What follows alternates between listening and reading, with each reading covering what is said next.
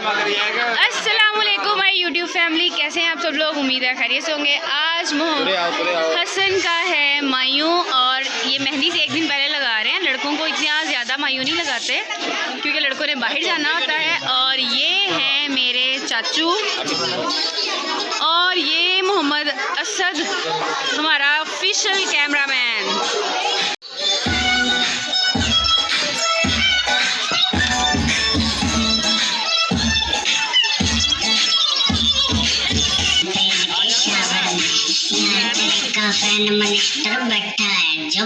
इफ्राहिम क्या खा रहे हो?